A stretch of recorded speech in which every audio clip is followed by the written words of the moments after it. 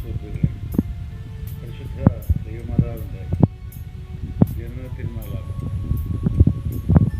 ആഗോള കത്തോലിക്ക സഭയും യാക്കോബായ ഓർത്തഡോക്സ് സഭയും കത്തോലിക്ക സഭയിൽ ചേർന്ന് നിൽക്കുന്ന മറ്റ് സഭകളും ഇന്ന് പരിശുദ്ധ അമ്മയുടെ ജനനത്തിരുന്നാൾ ആഗോളമായി ആഘോഷിക്കുകയും അതുകൊണ്ട് എല്ലാവർക്കും ജനനത്തിരുന്നാളിൻ്റെ നന്മകളും ഐശ്വര്യങ്ങളും ഉണ്ടാകട്ടെ എന്ന് ഈശോയുടെ സന്നിധിയിൽ പ്രാർത്ഥിക്കുന്നു.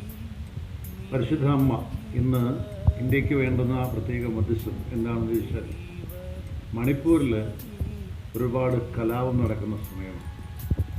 അപ്പോൾ പരിശുദ്ധ അമ്മ സമാധാനത്തിൻ്റെ രാജ്ഞി എന്നാണ് അറിയപ്പെടുന്നത്, സമുദ്രതാരം എന്ന് വിളിക്കുന്നത്. ഇതൊക്കെ ഒരു പക്ഷേ വിശുദ്ധ ബൈബിളിൽ ആലേഖനം ചെയ്തിട്ടില്ലെങ്കിലും ബൈബിളിൽ പറയുന്നത് പോലെ ഇനിയും എഴുതപ്പെടാത്ത കാര്യങ്ങൾ ഉണ്ട്.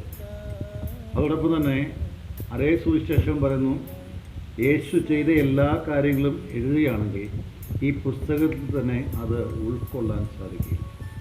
പരിശുദ്ധ അമ്മ ഒരുപാട് പേർക്ക് മധ്യസ്ഥം നൽകുകയും ഒരുപാട് പേർക്ക് ആശ്വാസമാവുകയും ചെയ്യുന്ന വ്യക്തിയാണ്. പ്രഭാതത്തിലും സന്ധ്യയിലും രാത്രിയിലും ഒക്കെയും ഈ പരിശുദ്ധ അമ്മയുടെ മധ്യസ്ഥം യാചിക്കുന്ന ഒരുപാട് ആളുകൾ ലോകത്തിലുണ്ട്. ലോകത്തിൻ്റെ ഏതാണ്ട് 120 രാജ്യങ്ങളിൽ കൂടുതൽ, അതിൽ കൂടുതൽ രാജ്യങ്ങൾ, 180 രാജ്യങ്ങൾ ഉണ്ട്. അതിൽ കൂടുതൽ രാജ്യങ്ങൾ, അതായത് 120 രാജ്യങ്ങളിൽ കൂടുതൽ പരിശുദ്ധ അമ്മയുടെ മധ്യസ്ഥത്തിൽ ഒരുപാട് പേര് പ്രാർത്ഥിക്കുന്നു. ഈ കഴിഞ്ഞ ദിവസം നമ്മുടെ മാർപ്പാപ്പ ഒരു മുസ്ലിം രാഷ്ട്രത്തിൽ സന്ദർശിച്ച് അവിടുത്തെ മുസ്ലിം ഇമാമിനെ ചുംബനം കൊടുക്കുന്നത്, ആ ചുംബനത്തിൻ്റെ അവസാന സന്ദേശം ലോകത്തിൽ സമാധാനം ഉണ്ടാകണം എന്നത്. ആ സമാധാനത്തിന് വേണ്ടി ഏറ്റവും കൂടുതൽ മാർപ്പാപ്പ മധ്യസ്ഥത്തോടെ യാചിക്കുന്നത് പരിശുദ്ധ കന്യക മറിയത്തിൻ്റെ അടുത്താണ്.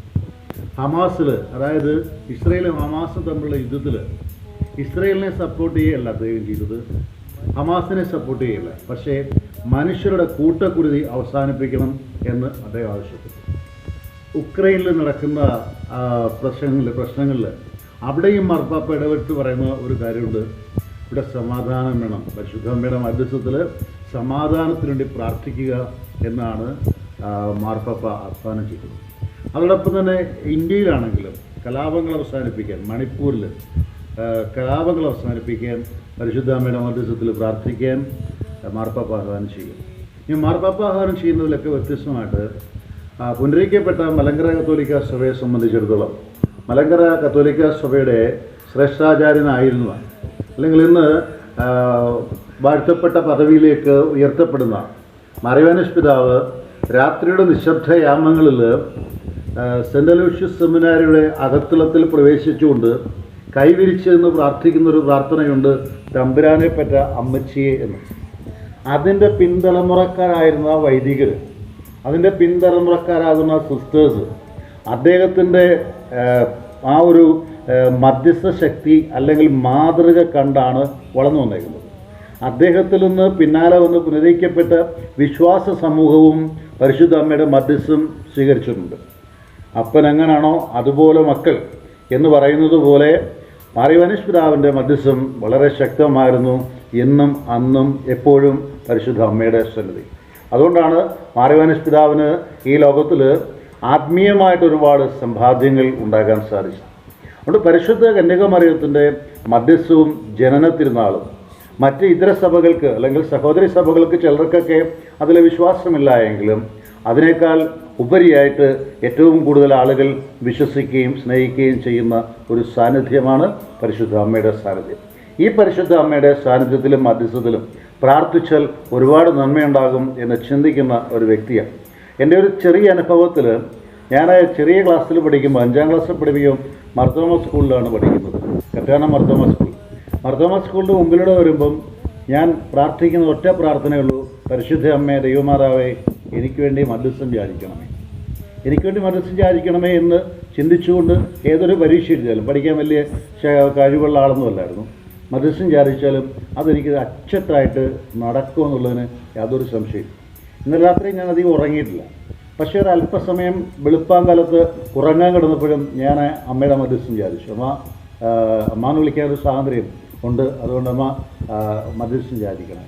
അപ്പോൾ അതുകൊണ്ട് ലോകത്തിലുള്ള എല്ലാ ആളുകളോടും പറയുകയാണ്, പരിശുദ്ധ അമ്മയുടെ ജന്മത്തിരുന്നാൾ തീർച്ചയായും ലോകത്തിന് അനുഗ്രഹമാണ്. ഈ പരിശുദ്ധ അമ്മയുടെ മധ്യസ്ഥത്തിലാണ് ഇവിടെ ലോകത്തിൽ അങ്ങോളം ഇങ്ങോളമുള്ള ആതുര സേവന ശുശ്രൂഷകളിൽ മദർ തെരേസയെ പോലെ, അല്ലെങ്കിൽ മാറിവാനസിൻ്റെ സഹോദരിമാരാകുന്ന ബെഥനി സിസ്റ്റേഴ്സിനെ പോലെ, അല്ലെങ്കിൽ ഇവിടെ തന്നെ ജോലി ചെയ്യുന്ന മലങ്കരയിൽ ജോലി ചെയ്യുന്ന DM സിസ്റ്റേഴ്സിനെ പോലെ, അല്ലെങ്കിൽ സെക്രട്ടറി ആർട്ട് സിസ്റ്റേഴ്സിനെ പോലെ മറ്റ് ഇതര സിസ്റ്റേഴ്സും ഒക്കെയും പരിശുദ്ധ കന്യകാമറിയത്തിൻ്റെ മധ്യസ്ഥത്തിലാണ് ആ കുപ്പായം ധരിച്ചിരിക്കുന്നത്.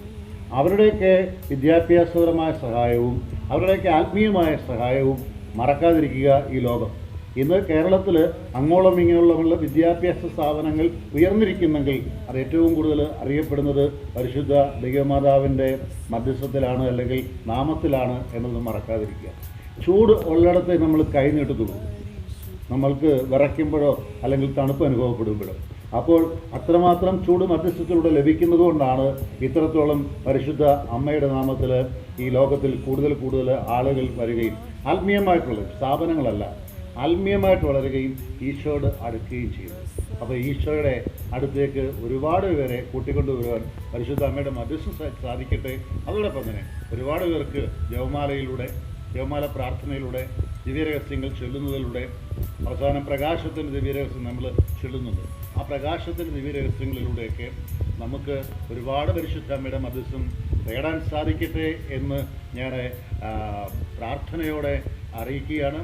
അതോടൊപ്പം തന്നെ ഒരു മുൻ വൈദികൻ എന്ന നിലയിൽ എൻ്റെ ജീവിതത്തിൽ ഏറ്റവും കൂടുതൽ സ്വാധീനം ചെലുത്തിയിട്ടുള്ള ഒരു മധ്യസ്ഥ ശക്തിയാണ് പരിശുദ്ധ കന്യകാമറിയം. ഞാൻ സ്ഥാപിച്ചിട്ടുള്ള ഒരു സ്കൂളിൻ്റെ പേര് തന്നെ ഞാൻ ഇട്ടേക്കുന്നത് ഓഷൻ സ്റ്റാർ എന്ന. ഓഷൻ സ്റ്റാർ എന്ന വാക്കിൻ്റെ അർത്ഥം സമുദ്രതാരം എന്നാണ്. സമുദ്രതാരം എന്നതിൻ്റെ അർത്ഥം പരിശുദ്ധ ദൈവമാതാവ്. ചിരട്ടക്കോണത്താണ്. അതുകൊണ്ട് ആ സ്കൂൾ ഇന്നും ശക്തമായി വളരുന്നുണ്ട്. പരിശുദ്ധ അമ്മയുടെ മധ്യസ്ഥത്തിൽ എന്ത് തുടങ്ങിയാലും ആത്മീയ നിർവൃതിയിൽ മുന്നോട്ട് പോകും എന്നുള്ളത് എനിക്ക് യാതൊരു സംശയമില്ല. അമ്മയുടെ മധ്യസ്ഥം വിചാരിച്ചുകൊണ്ട് നിർത്തുന്നു. ജോൺസൺ കരൂർ.